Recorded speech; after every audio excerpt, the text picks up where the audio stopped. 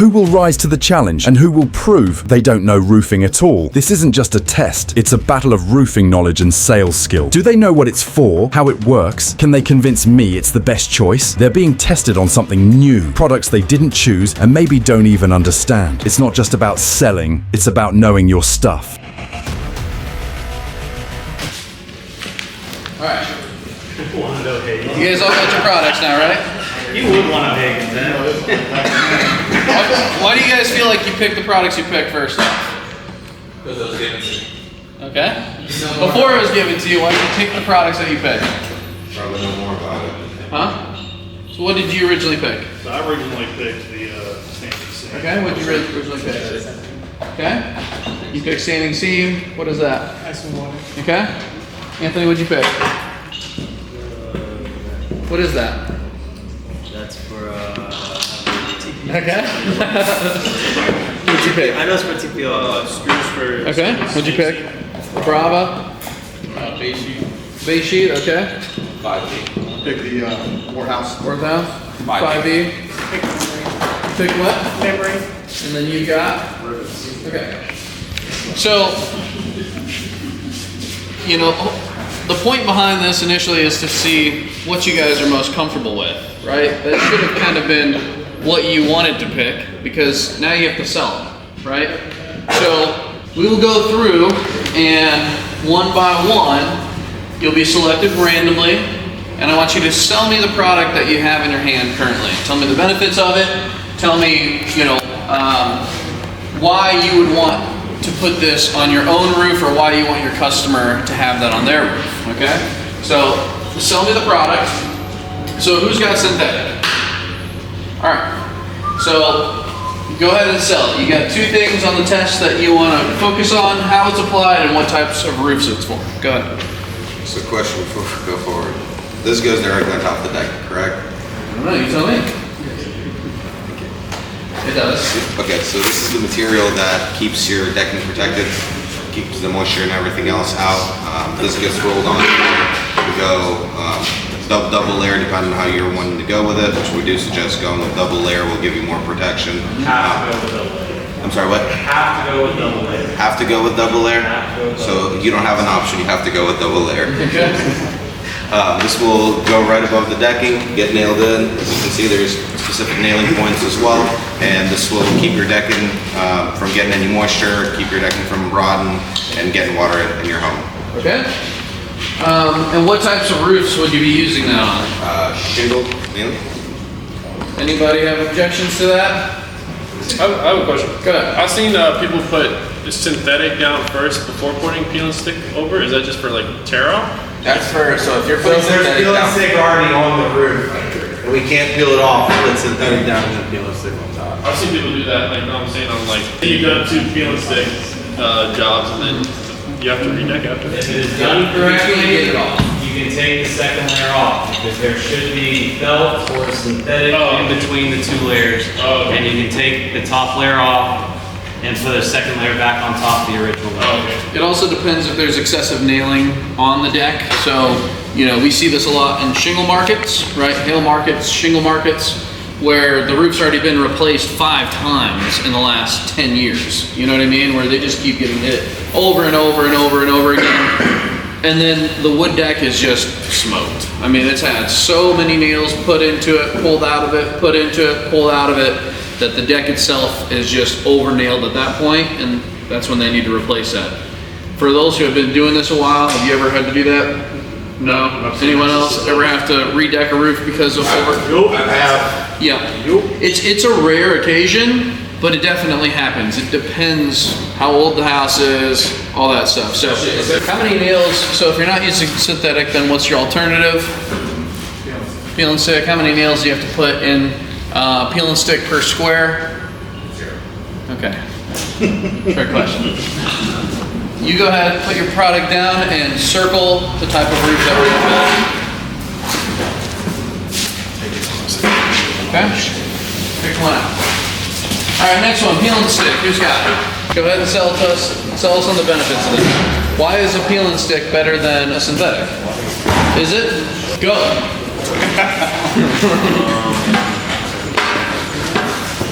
Come on, speak up.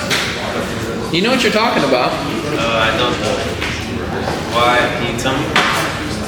Okay, so in this long session we just had with Joe and Bob going through and explaining it, what are some of the things that they had mentioned about peel and stick? No notes. Okay. What else?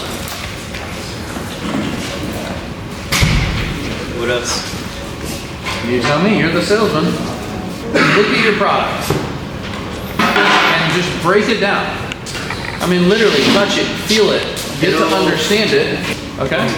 It'll self-adhere to any surface.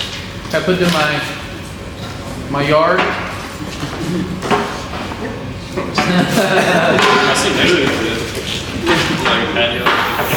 Will it self-adhere to concrete?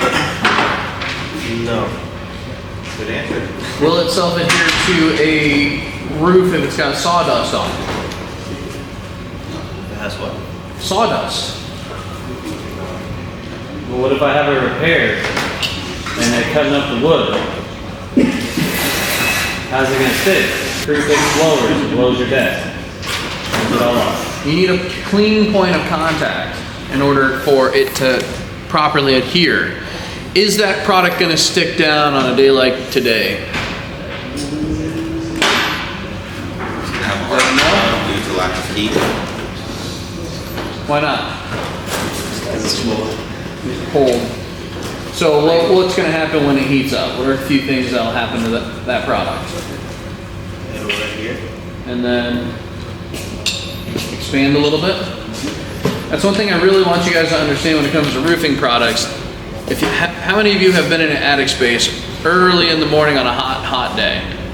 You have? You have? Have you ever heard the metal roof expanding? What does it sound like? It's like a horror movie, right? You hear it creaking and just, I mean, it almost gives you chills. Like the first time I heard it, I was like, wow. I did not expect this metal roof to make so much noise, right? Windy days, same thing. Okay, you get to draw the roof. So come on up, set your product down. Would you guys buy this product from Anthony after you just sold it? Okay, why not? I don't know what he's selling.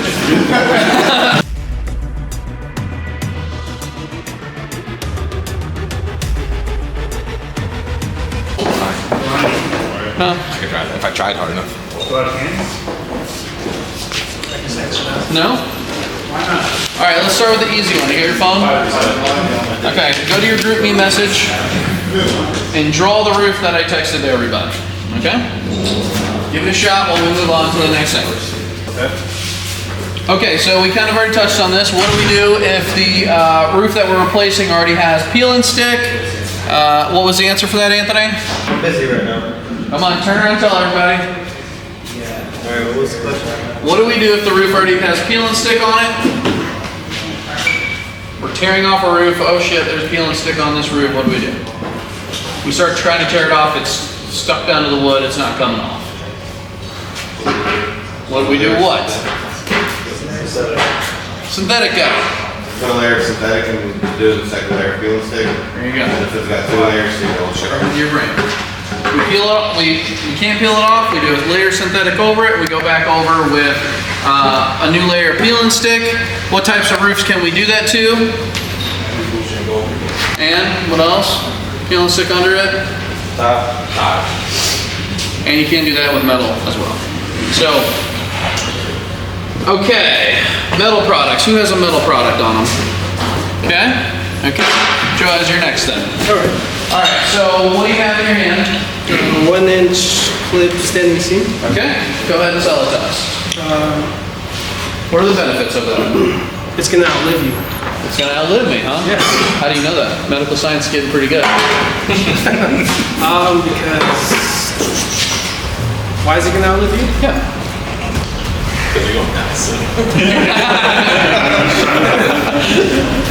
I think pretty much every roofing product in here is probably gonna outlive me. So what does that mean then? For a homeowner who's going out of a shingle roof to a metal roof, what's the benefit of that? It's got a what? Higher what? Wind rating. Okay, that's a good thing. Yeah.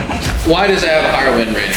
What makes it so special? It has metal clips on the side that are screw in, and the whole roof is like what? Is what? It's like yeah, it has an interlock system. Yep.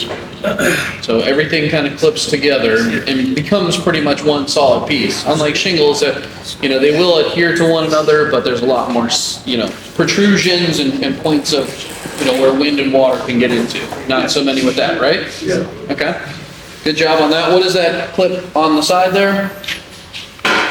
Oh, this is where the nails go. I mean the screws. Can you show us how that thing works? How does it clip on? How does it come off? All right.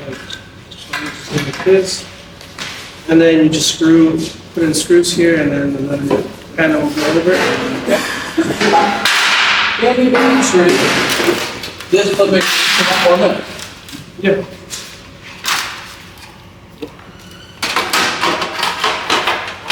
This is the same one. Okay. Said the same thing. What did you just say? What was the problem with this one? You guys want to come take a closer look at this? Why are these two panels not snapping together? Because it's not the same Corrugation. Say we're doing a repair on a roof, right? We got some repairs that need to get done. Someone has a metal roof. They said, I got the best metal roof in the world. We say we can do metal roofing because we have our own machine. And this right here is the panel you're looking at. So the difference here, this is a snap lock, this is a mechanical seam. So this seam right here has to go over that hem and gets actually crimped. So right now it's open, it gets crimped a full 180 degrees onto that seam right there. This right here, a mechanical seam, I hate them. They're the most foolproof thing you'll ever have on your house. It will not come up, but I hate every second about it. It's a lot more labor intensive. So yes, so how do they do that? How do they get those two seams to interlock? Because show everyone how these two seams interlock. These are called what type of interlocking seams? snap lock. And that means that they do what? They snap in place. Go ahead and show us how that's done. And now we need the roof. Bam. Okay. That's really easy, right? Yeah. Now, the benefit and the difference between your mechanical seam and your snap lock seam, really that this is a lot easier to install. It's a lot quicker to install. Pull these two apart, Joas. Hurt yourself. Cut yourself. Pull those two apart. Can't. Pull those apart. There you go. Now, think about this. You guys are looking at this big, long 30-foot run. How the hell are you going to get those apart? You're not. Anybody have an answer? You're sliding the whole thing apart. It's not an easy process to get those two apart, right? When you look at a mechanical seam, you're cutting. You're cutting those out. You're not replacing it. I mean, you're not doing a repair. In the case you're of a replacing. screw up, you have a chance to fix it without having to reuse all the, making new materials and stuff like that. Correct. And on a snap lock panel, if you can at least get it started, and get this to come off. So if the crew are able to get this top here to peel off, then most likely they can work it off. Okay? But the easiest way is obviously to slide them, right? Because that's how that snap lock is designed. If you look at your snap locks, you'll literally see how these two parts lock into one another. So this little groove here is designed to catch right here on its neighbor, okay? And the clips, you said they go on every 8 inches? The clips are depending on where they're at on the roof. The spacing is different, okay? So we just need a basic spacing guide because depending where you're at on the roof, if you're on the lower edge of the roof, I think it's 4 inches that it has to be, and then you can spread them out 12 or 18. What is it, Joe? 8, I thought. 18? 8. So then you can start to spread them out, but it depends where you're at. Are you by a hip? Are you on an eave? Where's it at? Will determine the spacing for the clips. Good rule of thumb, if you're trying to figure out how many clips you're gonna need for a roof, that's when I go off the every 8 inches. When you're trying to figure out how many clips you're gonna need, because that's a good average in between where you're sticking them a lot and then where you're not putting them, as Julie said, 12 to 14 inches in some spots. So every 8 inches is just a rule of thumb to go off of when you're trying to calculate how many you're gonna Put your product back. Joaz, put your product back. Go up there, you're building those shingle roof, okay? So now what we're doing, Anthony drew it out, looks pretty good. So, we're tearing this roof off, right? This roof is now stripped down to the wood. Rotten wood is... It's redecked. It's already redecked. We re-nailed the decking, everything. There's no bad wood on it. Let's start with redecking. So, I want you to list the part that the roof is gonna need, and then somewhere on here, you need to draw what that means and where it would happen to re-nail the deck. So I'll give you an example on the first one. I would go through and I would just draw here or a sheet of plywood there, and I would say that it needs to be re-nailed. That's what I want you to draw. And then you can put a little arrow to it and write on there, rename it. Next one. Let's see, who's got a metal product on? What are you holding there? Here. Shane. Say that again? What are you holding? This is your 5V metal, which is the lowest metal you can possibly get. It is better than shingles though. But so what I would originally try to do is, it depends on if this is on their whole house or not. But originally I would try to switch this into your taller seam metal. Taller seam, huh? Standing seam. That's what I meant. He got me nervous. So originally with this is you have your exposed screws, and even after about 5 or 6 years, they're eventually going to start melting. The rubber piece melting off and stuff. So you're gonna have to eventually change those out. So really this is like the lowest version of the metal roof that you can possibly get. So I don't know what else to say pretty much. Who would add to that as a salesperson? Yeah, I'm Got a higher impact rating on it versus shingles, got a higher wind resistance rating versus shingles. So you're gonna get a longer lifespan out of that roofing system versus shingles, which you'll get this market 12 years tops. Why cool when it rains? It'll put you to sleep, yeah. Yeah. Why 12 years? Just down here in South Florida, you get a lot of rain, a lot of UV. Every time you get rain on shingles, a little bit of that granulation comes off. Yep. Eventually it all comes off, and then you've just got paper sitting up there protecting you. What about the insurance companies? They're sending letters out, gonna drop people from 12 to 15 years. I've heard they're trying to get it down to 10. On what type of For roof? shingle roof. So what about that roof there? That I'm not sure about. 20 to 25. 25 is the magic number when you go into a metal or tile roof. With maintenance. Yes. What type of maintenance, don't answer this guy, does that roof need that a standing seam roof does not need? Hey! You didn't say I couldn't. So Brian, what does that mean? The difference between the 5E metal roof needing maintenance and the standing seam roof not really needing maintenance. What do they mean by fasteners? As far as a 5E, if you're having to repair these washers every 5-7 years, you're spending more money. Whereas opposed, you could upgrade to a standing seam where you're not going to have to worry about all those screws. How do you repair the washers? Screw change out? Screw changeouts. Who here has sold a screw changeout? That's good. I'll tell you guys right now, if you're looking at a 5V roof and it doesn't have direct physical damage from the hurricane, but that roof is more than 5 to 10 years old, really 10 being that magic number, that you guys can sell them a screw change. It's the easiest sale in the world. You literally go up on the roof, you find an old rusty screw, the washer's all beat up and it's misshaped now, and it dry rods and cracks because it's rubber like a tire, and you bring that down, you say your screws are all failing. There will be one. There will be one. And they will back themselves out, so you will find one. Look at the gutters. If you can't find it on the roof, can't easily pull it out. You show that to them, you say your screws are all failing. What does that do for the homeowner? Sense of urgency. It plants a seed of doubt to create a sense of urgency. Now all of a sudden they're like, what do you mean my screws are failing? Right? Well, they're literally failing. The water barrier that you have that's designed to be on these screws with its little umbrella cap and its rubber grommet is failing. The roof is going to start to have issues. It's going to start to leak. What is the solution to that? What is it? You guys got to speak up. You can introduce the good, better, best You can see if they're interested in changing the roof out altogether and go to the best option, which is changing the roof out to a standing seam. But what is their better option? Replace all the fasteners. Well, I'd say what is the good option? The good option is to replace the fasteners. The better option is to replace the fasteners and recoat the roof, right? And, we've been talking to paint company Sherwin-Williams, And they're trying to sell us every time we go to these trade shows on their roof paints. Yep, direct to metal roof paints.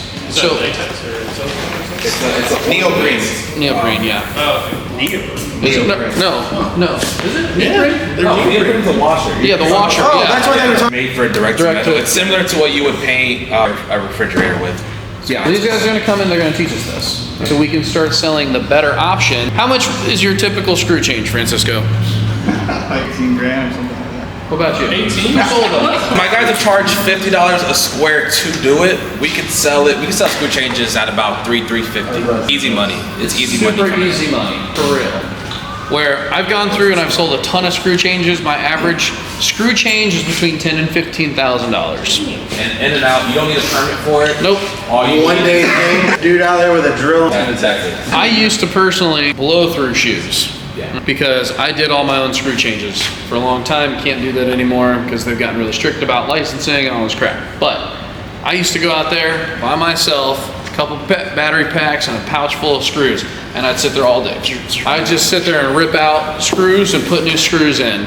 And for you guys, it's a really easy sale. I've sold every single one I've ever been on. They're super easy to sell, so keep that in mind.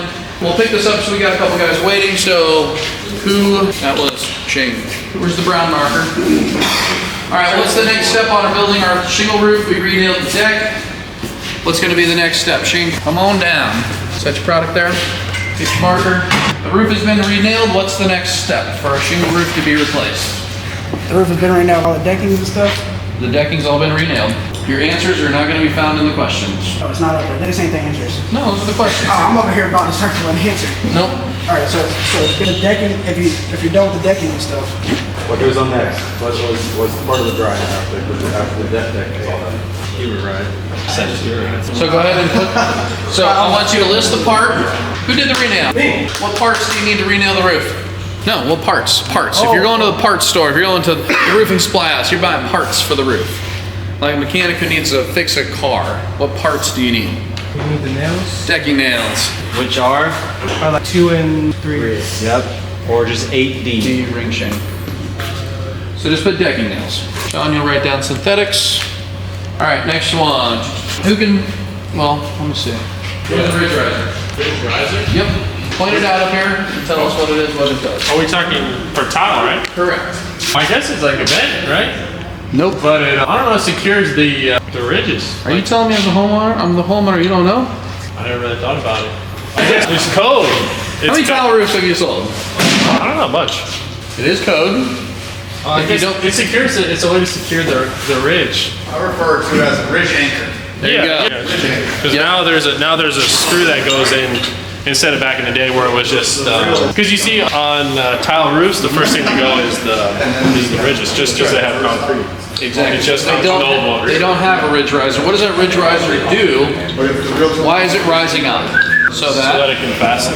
Boom. So it can fasten. Thank you. Good answer. Hey! What's bird stop? That stops the birds from getting into the tile? For tile roofs? What are the little holes in bird stop? Do you see the holes in the bottom of the bird stop? Can you see that? What is this hole for? Does it have to do with the birds? Nope, there's not. You guys ever see a bird that small? No, because like, you know, from top of the bird. Okay, thank you. For water to run out. And that makes them called what? Weeping holes. Weeping holes. They let water weep out like tears coming out from underneath the roof. Drip red, valley metal. Someone point to me where the valley metal is on this wall. Just go touch it. Everybody at the same time. Touch it. All right, can someone touch the T-bar that's on this wall?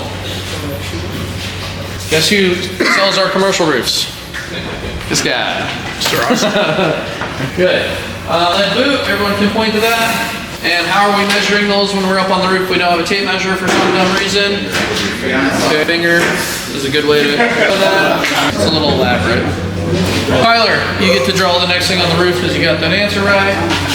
And you get to draw the next thing after he's done with this. What do you mean draw? So what's the next step? Someone didn't draw the synthetic. Who didn't draw synthetic? Shane. Come draw synthetics for us, please. We'll move quickly as we got guys waiting on us up front to go over our till core. Okay, no cheating.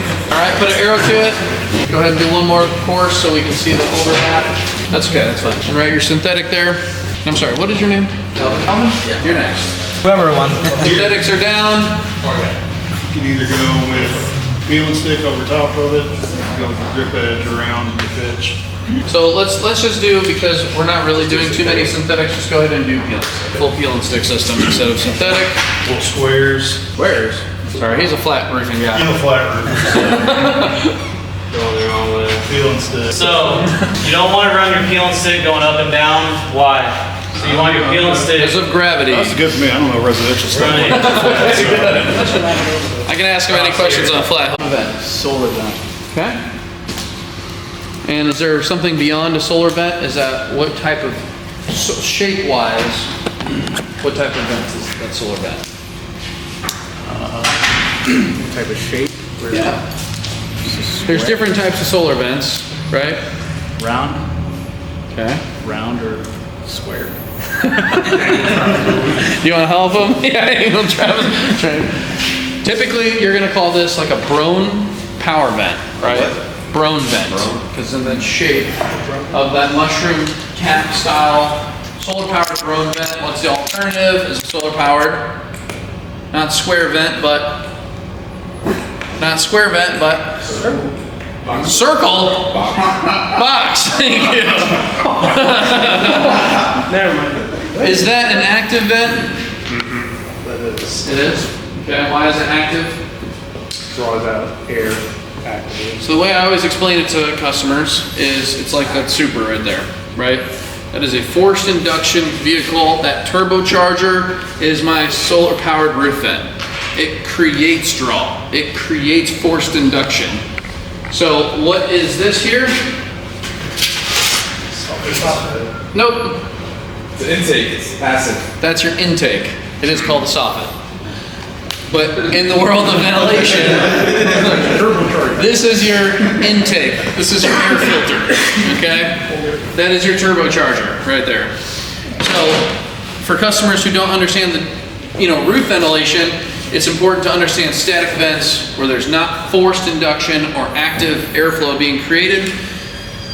If it's not a windy day and you have a ridge vent, are you going to have a lot of circulation in the attic space? No. You're going to have natural heat rising, escaping from the roof. It will create some kind of draw, but not like that. If the sun is shining, that thing kicks on, it creates that induction. And what do you not put on if you have a power vent? Passive. Yes, any other passive vent. Okay, Ridge, turtle vents, anything like that. Do not put it on. If you've got power vents, you go with power vents. Does it affect like the efficiency of it? We've already been over this. If you got all ridge vent and power vent gonna suck the hot air, and then the hot air is gonna come in the ridge vent. And it's literally just gonna go in a circle the whole time. Sucking in hot air and pushing out hot air at the same time. Okay, real quick, since we're going to be on this shingle roof, where is a zipper boot going to be used on your typical roof? Electric mast. Can you draw that on the roof? Draw electric mast and a zipper boot. Okay, why does a zipper boot have to go on electric mast? Because you can't just slide the pipe over the top, right? Without disconnecting, the electricity is exploding when you zap yourself. Ken, sell us something. What do you got? This right here. Yeah, what is that thing? I guess it's, what is it, like a shank nail? What roof does it? What roof here does that go on? It holds the iso boards down to the decking. So it holds the iso boards down to the decking. Which one of these screws here is properly fastened? That one probably not, right? Bottom one. That one's too loose. And that one's good. There you go. Tyler, is he right? You don't want to do that, right? Because that'll create water or something like that? Yeah, you don't want to overdrive them. This creates potential areas of fracture in your membrane, Yep. leaks. Yep. This, potential penetration through your membrane, Correct. leaks. That's money. That's money right there. This could. So most of the flat roofs I've been walking on right now, you can actually see. I know. Look right there. You see the little. Yeah. Have a lot of uplift damage. These little pinpricks all over over the roof. However often these are spaced out, 'cause what's happening is that wind is getting underneath this and it's shaking the piss out of it, and it's causing this little fastener. You guys all hear this? Come closer. Is that an argument that you can use, like 100% insurance, like you get bought? So, Ken, how is this roof adhered? How is the TPO adhered on this roof? This is with Or attached, I should say. Just attached with the. And then this is the ISO is just special. Correct. And what's the difference between this ISO board and this ISO board? Let's look at it and see if it does. It does have to. Look at this end. Yeah. See this end here? X's and Y's. So now you draw your valley metal. Okay. Good. You're next. That's pretty good. I mean, I'm kind of sold on it. Okay. Who's next? Zach? Did you go? Okay. What is that screw? This will be short and sweet. That's for the standing seam, the clip system. Okay. And what it does is allows for the metal to expand and contract without backing out the screws or messing with any of the grommets, and you don't have to worry about any of that. Okay. What is a specific name for that screw right there? What do they call that? They call it a blank head screw. Flathead. It's a breakfast item. It is a breakfast item. Pancake. There you go. Good job. Okay, you're next. Say muffin or something. I already threw up there. Oh, you did? Oh, yeah, you did zipper boot. Good job. Francisco, what you got? So what I have here is base sheet. Okay. What you have up there probably now, your roof is probably like 20 years old, so I'm assuming you have 30-pound felt up there with the torch down. Okay. What we're gonna do now is we're gonna install this. It's real simple to install. We just put it on and roll it on, and it goes on with no nails. And if we have to flash it up against the wall, so you have your flashings are bad, we'll just flash it up against the wall here, which I recommend. It'll save you some money.